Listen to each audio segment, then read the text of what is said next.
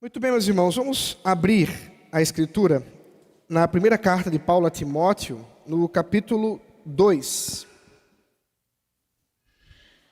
Primeira carta de Paulo a Timóteo, capítulo 2.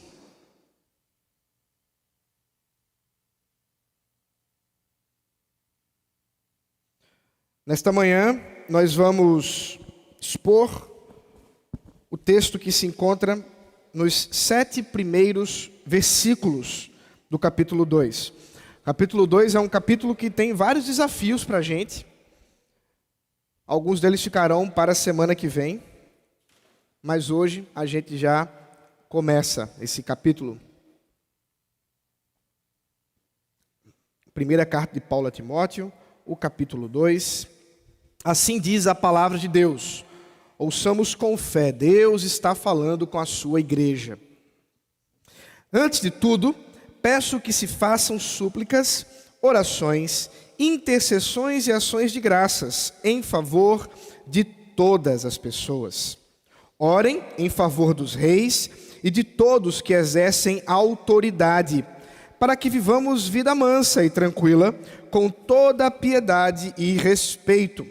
Isto é bom e aceitável diante de Deus, nosso Salvador, que deseja que todos sejam salvos e cheguem ao pleno conhecimento da verdade. Porque há um só Deus, um só mediador entre Deus e a humanidade, Cristo Jesus, homem, que deu a si mesmo em resgate por todos, testemunho que se deve dar em tempos oportunos. Para isto, fui designado pregador e apóstolo. Afirmo a verdade, não minto. Mestre dos gentios na fé e na verdade. Até aqui a palavra do Senhor. Vamos mais uma vez orar ao Senhor, dessa vez para que Ele ilumine o nosso entendimento ao meditarmos na Sua palavra. Senhor, Tu és o Deus maravilhoso a quem servimos. E como acabamos de Te adorar, ó Deus, com canções, declarando, ó Deus, que a Tua glória que enche o templo, a Tua glória que se manifesta em todo o universo, a Tua majestade, ó Deus, que em Cristo se mostra por meio dele enquanto Rei, e Rei eterno, Rei que foi entronizado por Ti mesmo, que coroaste o Teu Filho Jesus. Agora, ó Deus, nós queremos ouvir a Tua voz. Queremos ouvir a voz do nosso Deus. Por isso, Senhor, ilumina os nossos corações. Ilumina a nossa mente para que possamos contemplar aquilo que requeres de nós, aquilo que desejas de nós, mas acima de tudo, aquilo que Teu Filho fez por nós. Assim, Senhor, dirige esse momento de instrução na Tua palavra, em nome de Jesus Cristo. Amém. Meus irmãos, nesse ano, logo no começo do ano, nós estamos ainda no começo do ano, mas ainda no mês de janeiro, o governo da Bahia, talvez alguns irmãos tenham visto isso, fez uma propaganda nas redes sociais. Eu não sou de lá, mas eu imagino que até mesmo para além das redes sociais, em que usava frases que são comuns entre os cristãos para dizer que se trata de intolerância religiosa. Então, eu colhi aqui um trecho dessa manifestação do governo, que fez isso, inclusive, a partir de impostos pagos pelos membros das igrejas cristãs na Bahia, que diz o seguinte, aqui vai um trecho, entre aspas: você precisa encontrar Jesus. É o que dizia um trecho do folder que eles desenvolveram. E então segue o resto do texto. Não é só Jesus. O princípio básico de todas as religiões é o amor. O que basta é encontrar aquela que te faz bem e que eleve a espiritualidade e o afeto entre as pessoas. Veja, isso aqui não foi uma manifestação de um jornal em seu editorial. Isso aqui não foi uma manifestação de um grupo religioso, ou mesmo de um grupo de seculares, ou qualquer coisa que seja. Isso aqui foi a manifestação oficial do governo do estado da Bahia, em janeiro de 2023. No resto do folder, havia inclusive um trecho que dizia que intolerância religiosa é crime. E citava inclusive o artigo penal que submete exatamente a esse crime. Meus irmãos, o que nós observamos quando lemos coisas como essas, manifestações como essas, é aquilo que de modo sutil, aqui nem tanto sutil assim, mostra a profunda intolerância daqueles que se dizem tolerantes. Mas isso não é novo, preste bem atenção aqui. A igreja do Senhor Jesus Cristo, desde a sua fundação, enfrenta duras perseguições ao defender que a salvação só pode ser experienciada por meio de um mediador, Jesus Cristo. Quando os nossos irmãos, nossos pais cristãos, anunciavam que Jesus era o único caminho, é o único mediador, como acabamos de ler, eles não apenas declaravam a linda história da redenção, que nos fala que Cristo não está restrito a um grupo étnico, mas Cristo é para todos. Mas ao mesmo tempo, diziam que não há outro Salvador. Ao dizer isso, muitos deles foram submetidos a torturas, prisões e ao martírio, onde foram entregues como libação a Deus, morrendo com fidelidade ao Senhor. E talvez nós estejamos tão acostumados a dizer isso, não é mesmo?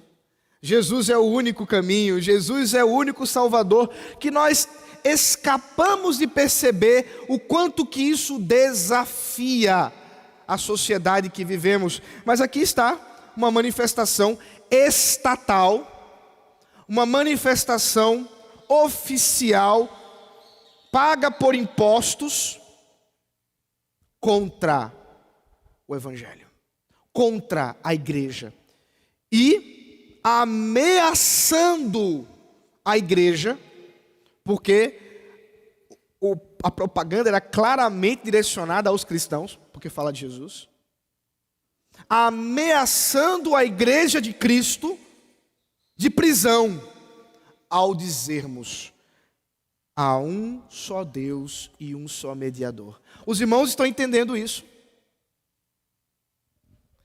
Quando o apóstolo Paulo, portanto, escreve ao amado Timóteo, escreve ao seu filho na fé, escreve a esse pastor que ele havia comissionado para a igreja de Éfeso, para exatamente fazer esse trabalho de organizar a igreja que estava passando por uma diversidade de dificuldades.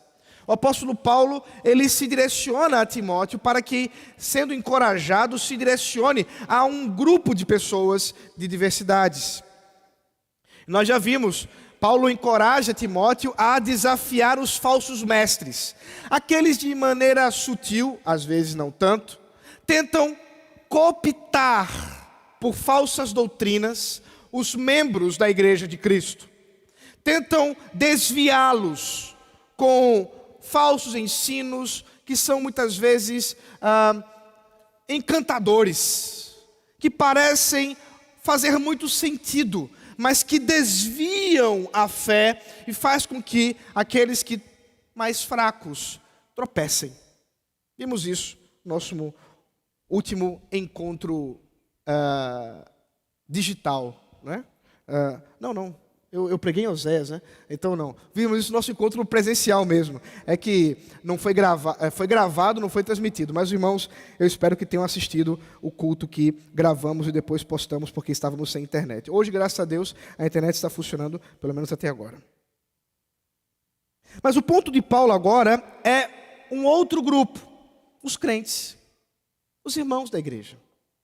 Agora, Paulo se direciona a Timóteo a fim de encorajar a igreja a orar. Olha que interessante. Ora, mas isso não é fundamental e essencial para os cristãos?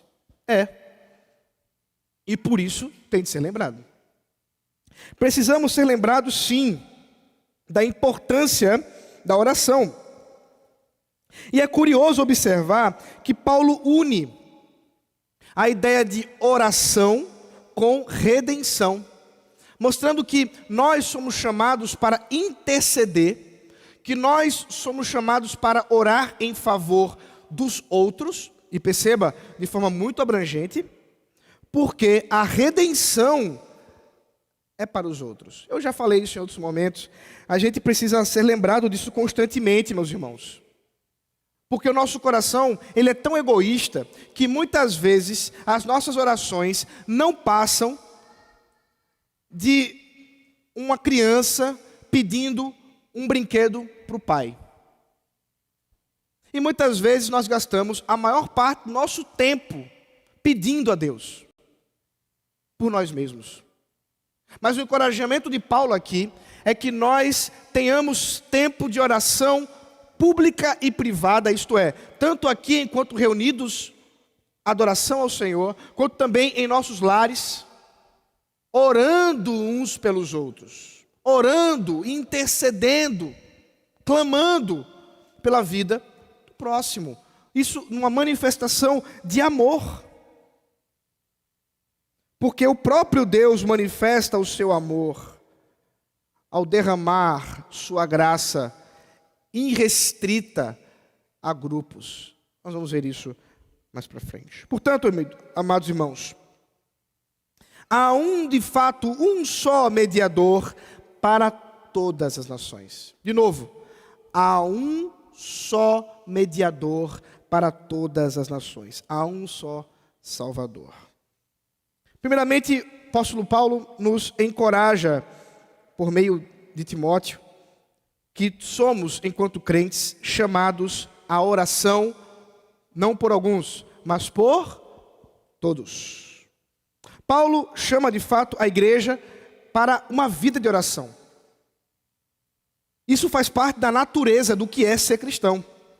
Agora perceba, não é apenas uma vida de oração com Deus, a fim de que desenvolvamos um relacionamento com o nosso Pai em nosso favor, mas em favor de todos os homens, em favor de todas as pessoas, diz o texto.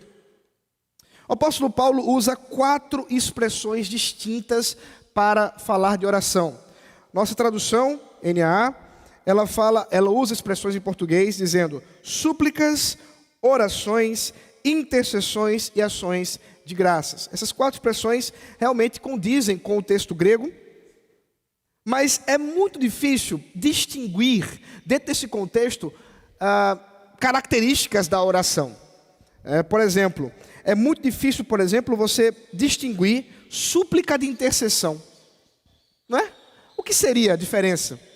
Mas o ponto que Paulo deseja destacar, usando essas 4 expressões, é que nós devemos manifestar em nossos lábios a preocupação integral na vida dos nossos irmãos.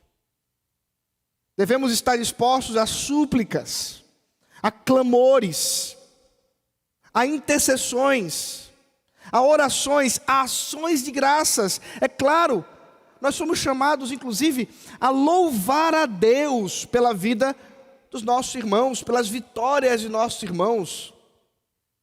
Podemos nos alegrar com isso.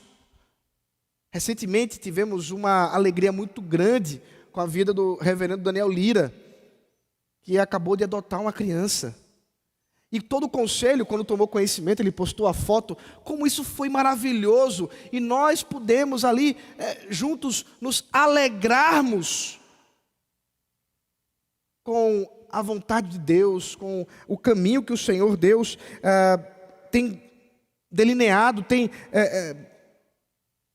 revelado na vida de Daniel. Mas isso não é só entre presbíteros, isso deve ser na igreja como um todo. Nós temos que desenvolver essa gratidão pela vida de nossos irmãos, pelas vitórias, pelas bênçãos que o Senhor tem nos dado. Eu me lembro de uma citação do pastor John Piper, em um sermão dele sobre intercessão, sobre oração, e como daquele jeito que ele sempre fala, né? Deus é mais glorificado, ele usa muito essa expressão, ele diz assim: Deus é mais glorificado quando mais pessoas intercedem e oram pelo mesmo pedido e Deus atende. O que Piper está dizendo, em outras palavras, é assim: eu oro clamando ao Senhor por mim. Deus faz segundo a sua vontade e Ele é glorificado. Mas Ele ainda é mais glorificado quando juntos, a partir do compartilhamento das minhas necessidades, das necessidades dos irmãos, nós oramos uns pelos outros e podemos glorificar a Deus quando Ele atende às nossas orações. E atende segundo a vontade dEle, é claro. Ele é mais glorificado. Há mais gratidão. Isso de fato é o que Paulo está dizendo aqui. Somos chamados em favor de todas as pessoas, dar também graças ao Senhor. Agora, é claro, aqui tem um problema. Porque nós somos calvinistas. E que os irmãos que não entenderam ainda, eu explico.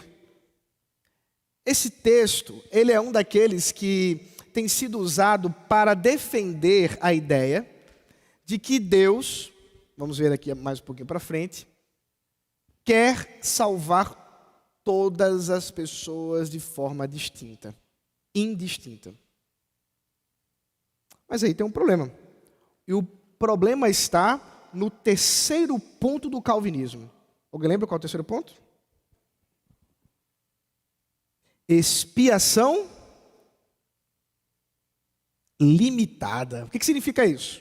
Para aqueles que nunca ouviram falar sobre isso, há uma série no nosso canal do YouTube sobre os 5 pontos do calvinismo. São 10 estudos. Você pode se deliciar com pipoca e um copo de Coca-Cola assistindo o seu pastor falar sobre isso. Mas o que é expiação limitada? É que Jesus, na cruz, estava morrendo e morreu em favor de um grupo e não de todos. Mas isso aparentemente contradiz completamente esse texto. Porque o texto diz claramente: devemos orar em favor de todas as pessoas.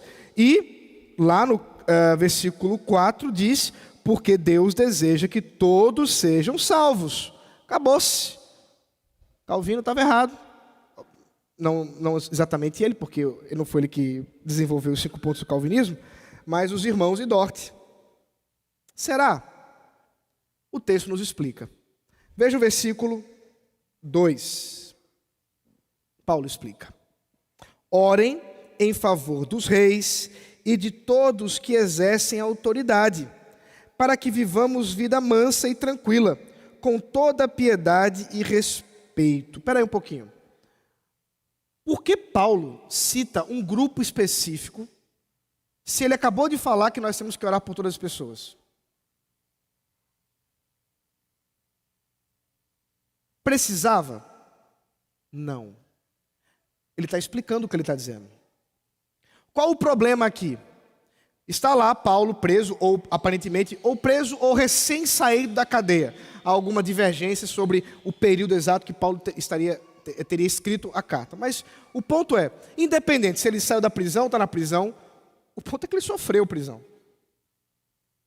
E Paulo está escrevendo a Timóteo, encorajando a igreja a orar por todas as pessoas.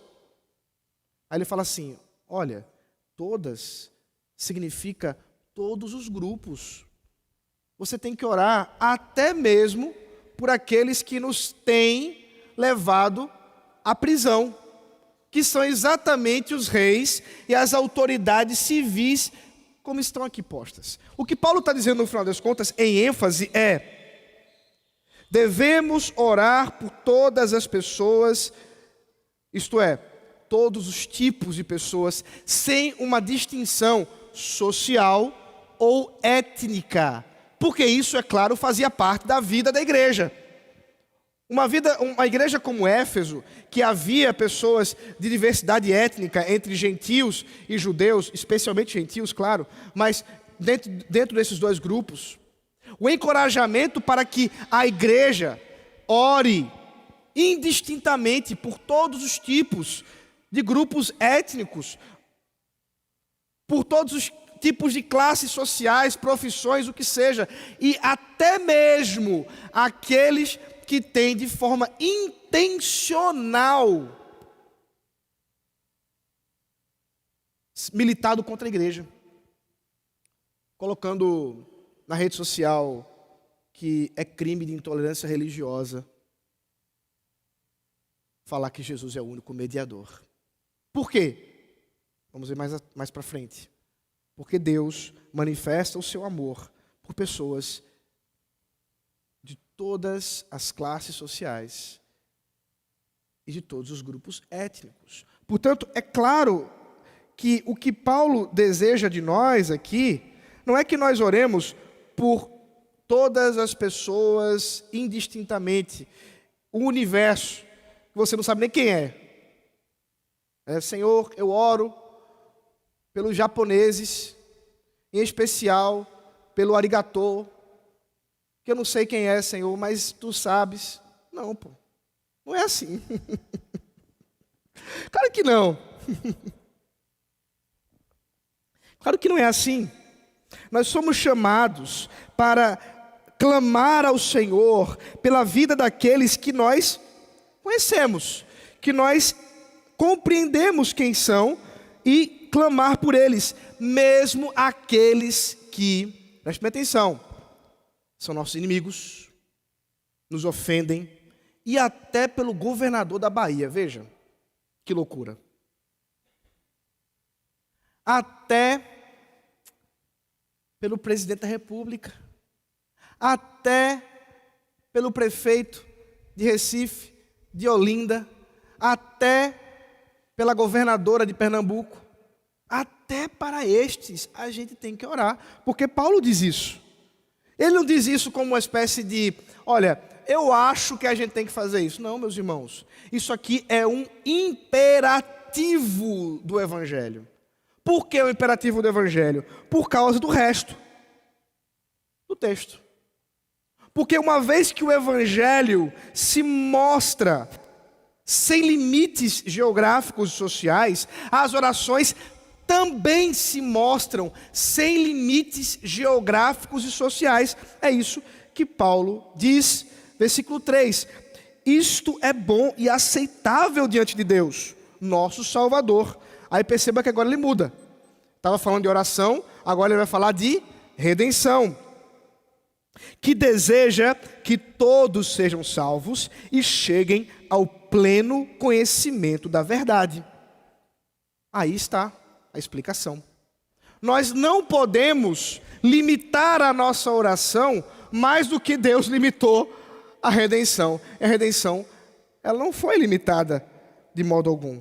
Pelo contrário, ela é uma redenção para todos os grupos étnicos, para toda a sociedade, do mais rico ao mais pobre, do mais velho ao mais novo, daqueles que falam inglês, daqueles que falam português, espanhol, daqueles que nasceram no continente africano, daqueles que nasceram no continente americano, ou nos continentes, né, considerando aí as divisões, aqueles que nasceram no continente europeu, asiático, a Oceania, não importa.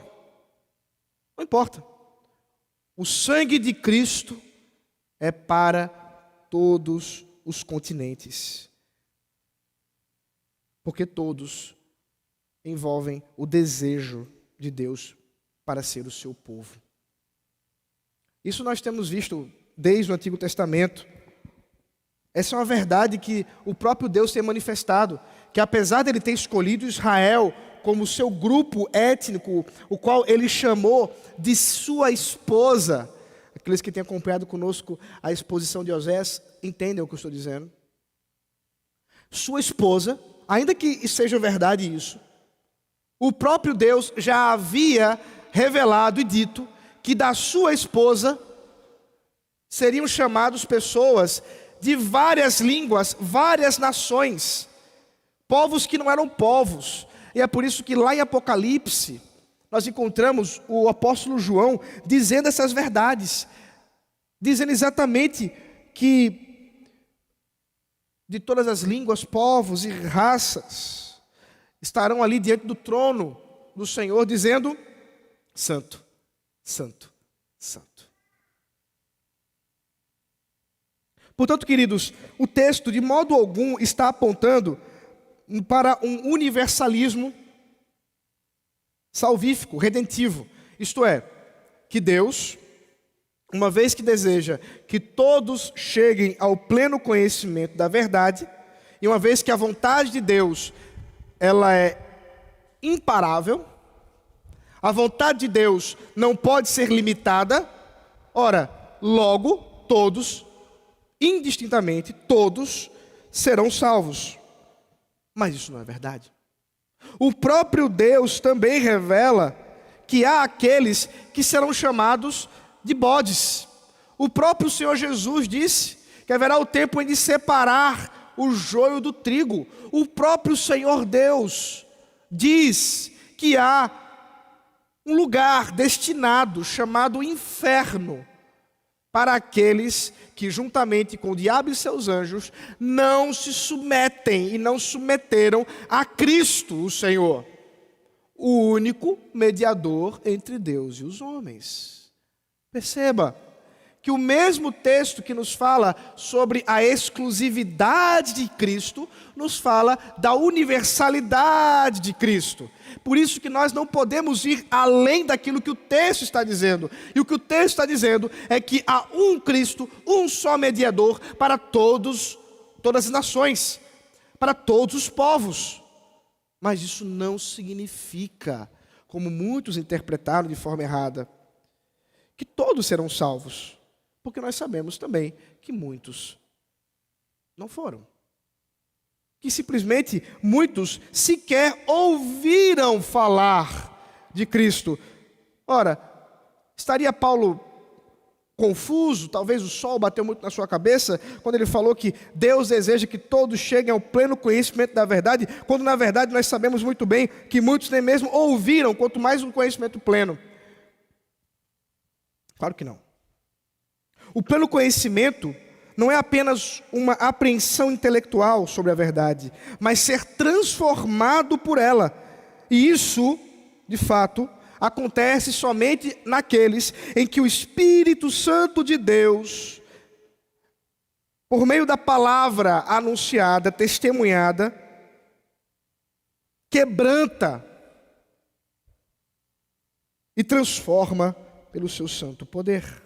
Todos, portanto, mais uma vez eu insisto com os irmãos, deve ser compreendido dentro do contexto. Todas as nações, todas as camadas sociais. Por fim, meus irmãos, nós precisamos observar que sim, o cristianismo, a igreja cristã, prega um exclusivismo. E qual é ele? Versículo 5. Porque há um só Deus e um só mediador entre Deus e a humanidade. Um só. Como o presbítero Calicoco já nos disse, porque vimos isso no Catecismo Maior de Westminster, inclusive há algumas pessoas que relatam, não tem exatidão dessa história, mas é uma possibilidade, que enquanto a Assembleia de Westminster, com os teólogos que foram convocados no século XVII para compor na Inglaterra esse grupo para escrever os documentos de Westminster, estavam reunidos, um dos pastores iniciou uma oração.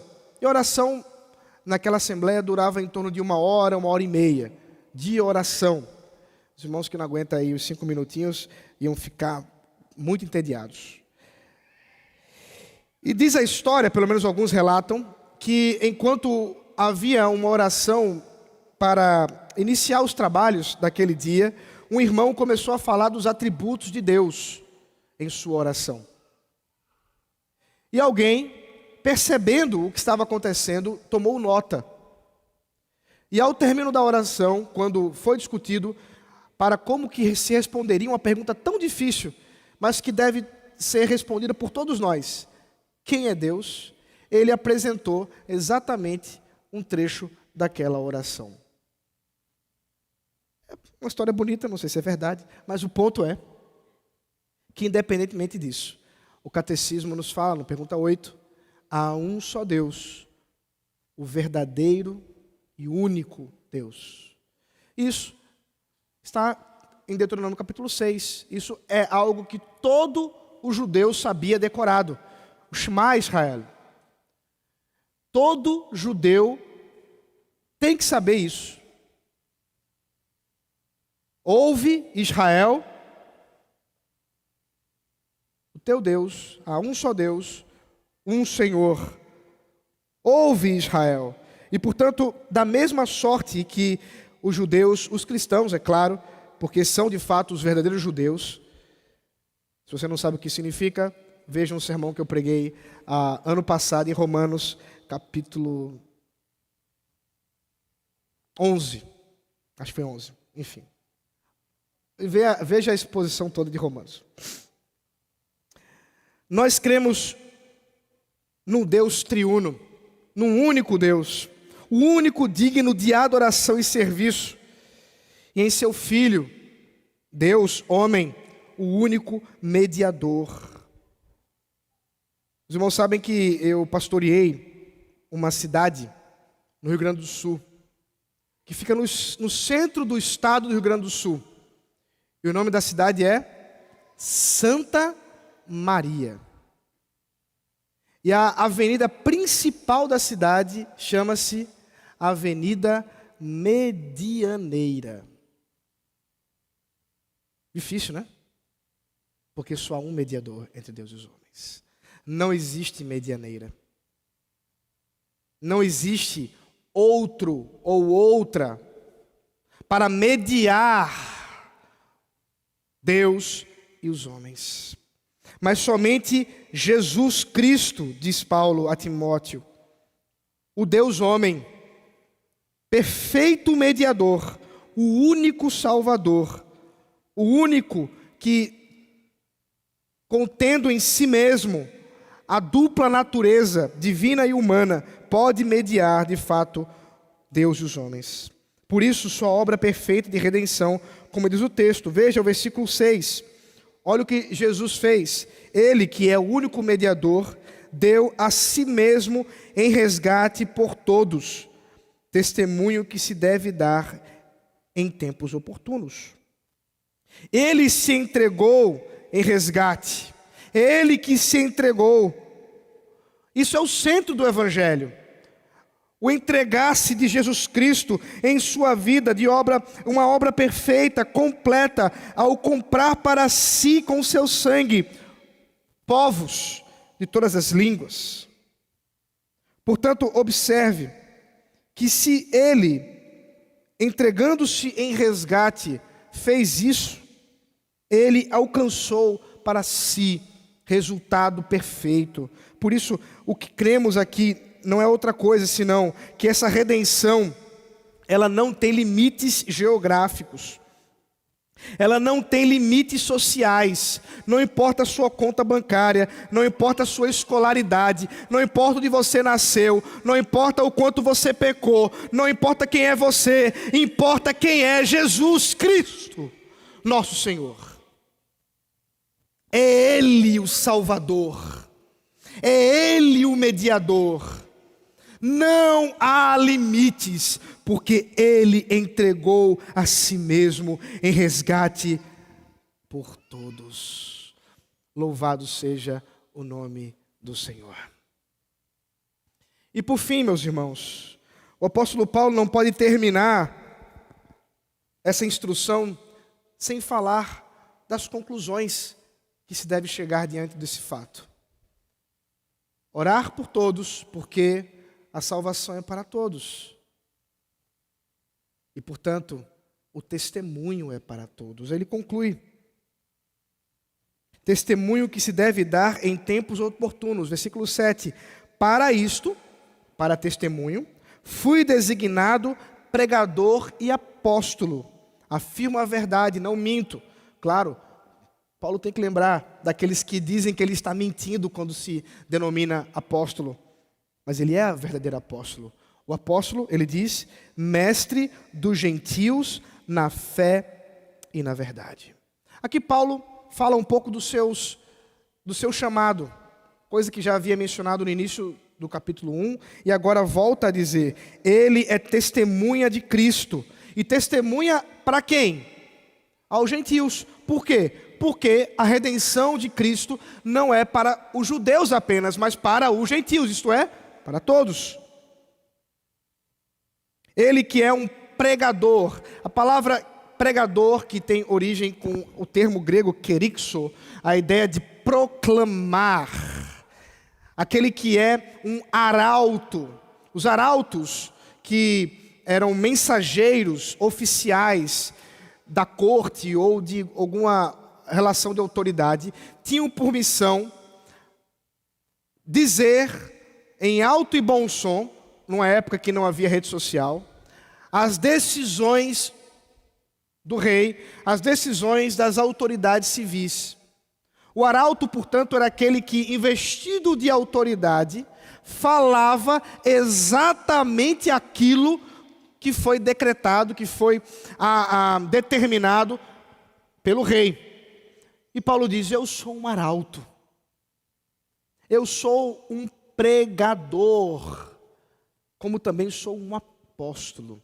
Expressão específica para falar daqueles que receberam a responsabilidade, a autoridade para representar o próprio Cristo para com a igreja em seus fundamentos. E de modo específico ele diz, mestre dos gentios, aquele que ensina com a autoridade da parte de Deus aos gentios. 3 expressões para dar ideia da mesma coisa. Ele foi chamado por Deus para testemunhar com autoridade da palavra de Deus a todos os povos, especificamente os gentios, isto é, a fé e a verdade. Ele foi chamado para ensinar a fé, a doutrina, a verdade, porque os povos estão cegados pela mentira. Estão obscurecidos pela falsidade. Mas aí está o nosso chamado. Amados irmãos, diante desse texto, o que nós devemos fazer? Diante dessas verdades, o que somos chamados ao ouvir, praticar? Primeiro, de modo muito óbvio, somos chamados a orar por todos. Claro. Não há limites para a nossa intercessão.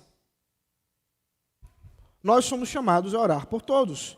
Isso pode ser bastante escandaloso. Bastante escandaloso. Há pessoas que poderiam se sentir até ofendidas por se dizer que devemos orar por políticos, orar por pessoas que perseguem a igreja. Não, a gente tem que orar para que eles morram. Mas não foi isso que Paulo disse, não. Porque Paulo disse que a gente tem que orar vamos lá, meus irmãos, em favor.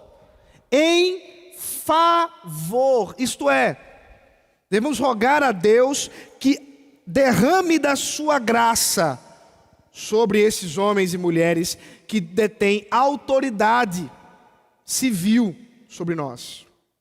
O que significa isso? Rogar que o Senhor dê a eles um bom governo, rogar que o Senhor os transforme e os converta.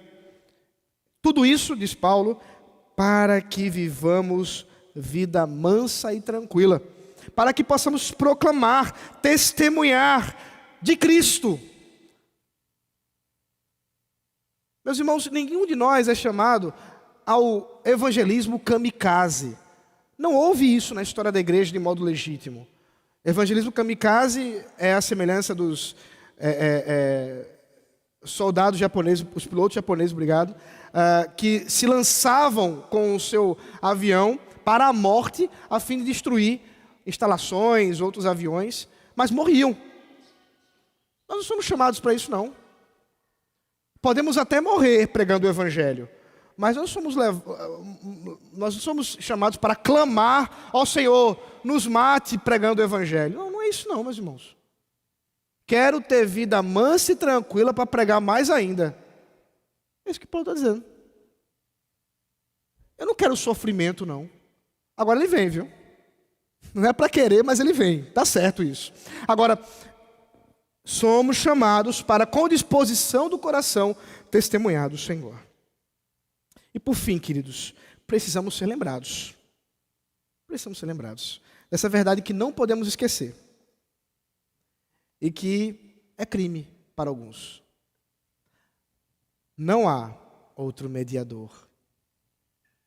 Realmente, você precisa de Jesus. Vamos orar. Senhor, eu te agradeço pela tua palavra maravilhosa. Eu te agradeço porque ela é verdadeira a despeito de nós, a despeito, muitas vezes, do nosso pecado, da nossa desobediência enquanto igreja, quanto muitas vezes nos calamos, mas a tua palavra continua sendo a verdade. E, Senhor, clamamos que, mediante o teu Espírito Santo, aplique em nós essas verdades que foram aqui anunciadas e ensinadas. E assim, Senhor, nos faz intercessores fiéis, clamando uns pelos outros. Nos faz também testemunhas fiéis, anunciando a redenção de Cristo, que é o único Salvador, onde podemos dizer que sim, precisamos de Jesus, porque não há outro Salvador. Em nome dele que nós oramos, nosso Redentor. Amém.